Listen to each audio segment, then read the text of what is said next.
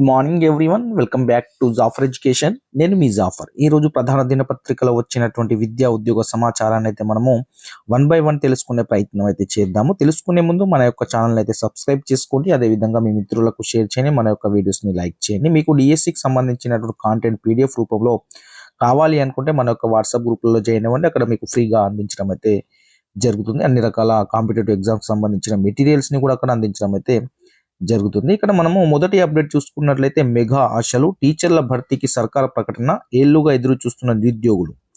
జిల్లాలో ఉపాధ్యాయ ఖాళీలు 525, మూతపడిన బడులు 24. మెదక్ జిల్లాలో మొత్తం 525 ఖాళీలు ఉన్నాయి. దాంట్లో మూతపడిన బడులు 24 ఉన్నాయి. అవి కూడా ఓపెన్ అవ్వడం జరుగుతుంది కాబట్టి ఇంకో 24 పోస్టులు అయితే దానికి యాడ్ అవ్వడం అయితే జరుగుతుంది. ఇది మెదక్ డిస్టిక్కి సంబంధించినటువంటి అప్డేట్. ఇక్కడ చూడండి, టెట్ ఉంటేనే పదోన్నతి, ఖచ్చితంగా టెట్ ఉంటేనే ప్రమోషన్ ఇస్తారనేది అయితే దీంట్లో మనకు నిన్న జరిగినటువంటి చర్చలలో విద్యాశాఖ అధికారులు అయితే చెప్పడం జరిగింది. అదేవిధంగా విద్యాశాఖ అధికారులు టెట్ కోసము గవర్నమెంట్కి అయితే ప్రతిపాదనలు పంపడం జరిగింది. ఏప్రిల్ లేదా మేలో ఎగ్జామ్ పెట్టుకోవడానికి, నిర్వహించడానికి అవకాశం కల్పించడం కోసం అనేది వాళ్ళ ఒక ఫైల్ని అయితే ప్రభుత్వానికి అయితే పంపడం అయితే జరిగింది, శాంతి కుమారి గారికి, సిఎస్ గారికి. అది తొందరలోనే ఆమోదం తెలిపి మనకు నోటిఫికేషన్ అయితే రిలీజ్ అయ్యే అవకాశం ఉంది. టెట్కి సంబంధించి కొందరు ఉపాధ్యాయ సంఘాల వాళ్ళు మాకు 2 టెట్లు పెట్టాలి, లేకుంటే టెట్ లేకుండా మినిమం ఒక 6 సంవత్సరాల దాకా మాకు ఛాన్స్ ఇచ్చి 6 సంవత్సరాల తర్వాత 6 సంవత్సరాల లోపు మాకు క్వాలిఫై కావడానికి ఛాన్స్ ఇవ్వాలి, ఆ లోపు క్వాలిఫై కాకుండా మళ్ళీ రివర్స్ పంపాలి, అప్పటి వరకు మాకు ప్రమోషన్స్ ఇవ్వాలి అని వాళ్ళ యొక్క డిమాండ్స్ అయితే చెప్తున్నారు ఉపాధ్యాయులు. ఆ ఉపాధ్యాయులు అలాంటి అయితే ఛాన్స్ లేదు అని ప్రభుత్వం, మన విద్యాశాఖ అధికారులు అయితే చెప్తున్నారు. కాబట్టి వాళ్ళకు ఈ ఒక్క టెట్ పెడతారు. పాస్ అయిన వాళ్ళకి ప్రమోషన్స్ అయితే ఇవ్వడం జరుగుతుంది, లేని వాళ్ళకు అంతే వదిలేస్తారు. కాబట్టి ఈ విధంగా జరిగే అవకాశం అయితే ఉంది. టెట్ అయితే ఏప్రిల్లో అయితే పెట్టే ఒక ఎగ్జామే ఉండే అవకాశం ఉంది. దానికంటే ముందు ఒక 1 మంత్ లేదా 2 మంత్స్ ముందు మీకు నోటిఫికేషన్ అయితే వచ్చే అవకాశం ఉంది. ఇక డిఎస్సి విషయానికి వచ్చేసరికి మీకు ఎగ్జామ్ మే లేదా జూన్లో జరిగే అవకాశం అయితే కనిపిస్తుంది. డిఎస్సికి సంబంధించి చాలా మంది ఇట్లా అనుకుంటున్నారు, అంటే వీళ్ళ ప్రమోషన్ తర్వాత ఈ ప్రమోషన్ అనేది తొందర అయ్యే ఛాన్స్ అయితే లేదు. ఎందుకంటే ప్రమోషన్ చాలా చిక్కుముళ్ళు ఉన్నాయి దీంట్లో. ఉపాధ్యాయులు చాలా దాంట్లో అంటే మన లూప్ హోల్స్ ఏమైతే ఉన్నాయో వాటిని తీసుకుని కేసులు అయితే వేయడం జరుగుతూ ఉంటుంది. కాబట్టి వీళ్ళు ప్రమోషన్స్ ఇవ్వకపోయినా మీకైతే నోటిఫికేషన్ అయితే వస్తుంది. ఒక టెట్ ఎగ్జామ్ ఉంటుంది, దాని తర్వాత డిఎస్సి ఎగ్జామ్ అయితే ఖచ్చితంగా పెట్టే అవకాశం అయితే ఉంది. మీకు మే లేదా జూన్లో ఎగ్జామ్ ఉంటుంది. తర్వాత ఆగస్టు వరకు రిక్రూట్మెంట్ కంప్లీట్ చేస్తారు. ఎందుకంటే డిస్ట్రిక్ట్ సెలక్షన్ కమిటీ రిక్రూట్మెంట్ చాలా ఫాస్ట్గా జరుగుతుంది. టీఎస్పీఎస్సీ లాగా లేట్ ప్రాసెస్ అనేది ఉండదు. కాబట్టి మీరు చదవడం స్టార్ట్ చేయండి, చదువుకోండి. ఈ పేపర్లు వచ్చే వాటిని ఎగ్జామ్ ఉంటుందా, టెట్ ఎగ్జామ్ ఉంటుంది, డిఎస్సి ఎగ్జామ్ కూడా, 2 కూడా ఉంటాయి. ప్రిపేర్ అవ్వండి, మీరు టైం వేస్ట్ చేసుకోకండి. మూతబడిన స్కూల్ ఓపెన్ అవుతాయి, ఖాళీలు పెరుగుతాయి. చాలామంది స్టార్ట్ చేసుకున్నారు, ఆల్రెడీ సీరియస్గా ప్రిపేర్ అవుతున్నారు చాలామంది. ఇంకా సీరియస్గా తీసుకునే వాళ్ళు ఎవరు ఉంటే చదవండి. కాంపిటీషన్లో ఉండాలి. మీరు కాంపిటీషన్ ఇవ్వగలగాలి అంటే ఖచ్చితంగా చదవాలి. ఎందుకంటే చాలా మంది చదువుతున్నారు, చాలా సీరియస్గా చదవడం స్టార్ట్ చేశారు. మొన్న నీట్స్ తోటి అందరు చదువుతారు. ఎగ్జామ్ నోటిఫికేషన్ అయితే మళ్ళీ ఉంటుంది, ఎగ్జామ్ కూడా ఉంటుంది. కొద్దిగా వెనక ముందు ఒక 1 మంత్ 2 మంత్స్ అట్లా ఇటు అయ్యేటట్టు ఉంది. కాబట్టి ఒక 5-6 నెలలు మాత్రం లేట్ అయ్యేటట్టు అయితే లేదు.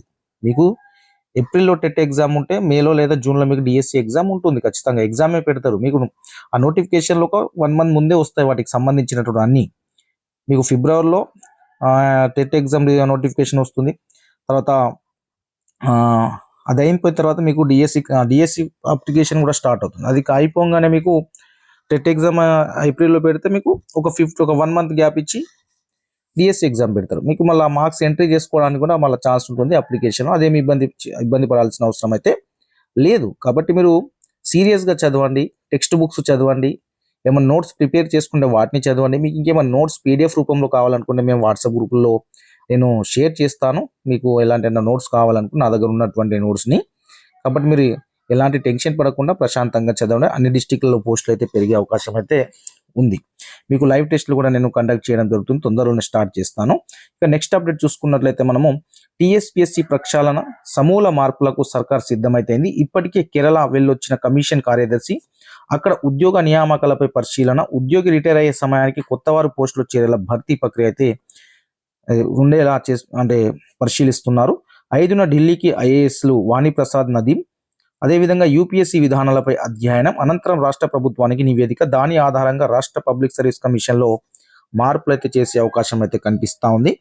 తెలంగాణ రాష్ట్ర పబ్లిక్ సర్వీస్ కమిషన్ను సమూలంగా ప్రక్షాళన చేయడానికి రాష్ట్ర ప్రభుత్వం సన్నద్ధమైంది. గత ప్రభుత్వ హయాంలో గ్రూప్ 1 ఇతర పేపర్ లీకేజీలతో అప్రతిష్ట పాలైన టీఎస్పీఎస్సీని పూర్తి స్థాయిలో ప్రక్షాళన చేయాలని రేవంత్ సర్కార్ సిద్ధమైంది.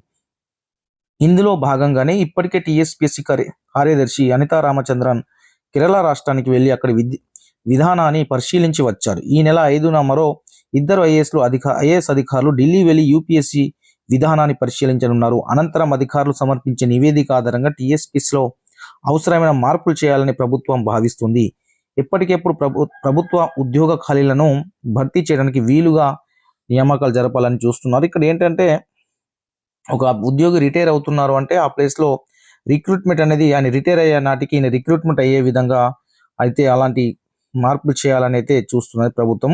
సో ఒక విధంగా జాబ్ క్యాలెండర్ అనేది రూపొందించడానికి అయితే ప్రభుత్వం సిద్ధంగా ఉంది. సో అందుకే వేరే రాష్ట్రాల్లో ఉన్నటువంటి వారి యొక్క టీఎస్పీఎస్సీ ఏదైతే ఉన్నాయో కమిషన్ యొక్క విధి విధానాలను యూపీఎస్సీ యొక్క విధి విధానాలపై అధ్యయనం చేసి ఒక పబ్లిక్ సర్వీస్ కమిషన్లో ప్రక్షాళన తీసుకొచ్చి అందరికీ జాబ్ క్యాలెండర్ అయితే ఆ జాబ్ క్యాలెండర్ ప్రకారం మీకు నోటిఫికేషన్స్ అయితే ఇవ్వడం జరుగుతుంది.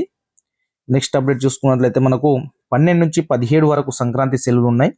ఇంటర్ కాలేజీలకు 13వ తేదీ నుండి అయితే మనకు హాలిడేస్ ఉన్నాయి. ఇక్కడ చూసుకున్నట్లయితే రాష్ట్రంలో పాఠశాలలు సంక్రాంతి పండుగ సెలవును విద్యాశాఖ బుధవారం ప్రకటించింది. ఈ నెల 12 నుంచి 17 వరకు 6 రోజులు సెలవులు ఉన్నాయి. తిరిగి 18న ప్రారంభమవుతాయి. ప్రభుత్వ ప్రైవేటు పాఠశాలలన్నీ సెలవును విధిగా పాటించాలని అధికారులు ఆదేశించారు. 29 నుంచి విద్యార్థులకు ఫార్మేటివ్ అసెస్మెంట్ 4 పరీక్షలు నిర్వహిస్తారు.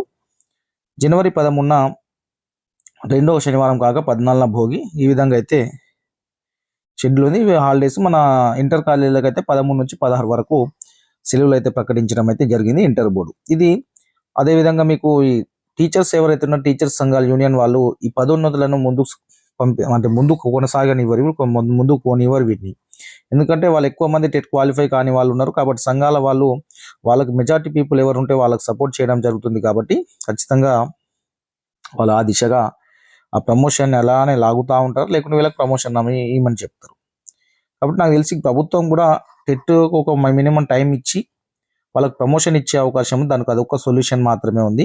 సో ఆ విధంగా చేసే అవకాశం ఉంది. లేకుంటే దాన్ని వల్ల చేస్తే లీగల్గా ఏమైనా ప్రాబ్లం వచ్చే అవకాశం ఉందా అనేది కూడా ఆలోచిస్తున్నారు. కాబట్టి సో చూడాలి. ఏదేమైనా ప్రమోషన్స్ లేట్ అయినా మీ డిఎస్సి మాత్రం ఉంటుంది. ఆ ప్రమోషన్స్ తోటి ఏర్పడే ఖాళీ మీ దాంట్లో చూపించకుండా కొన్ని పోస్టులు తగ్గుతాయి కావచ్చు, కానీ నీకు డిఎస్సి నోటిఫికేషన్ అయితే పెడతారు టెట్ ఎగ్జామ్ అయిన వెంటనే.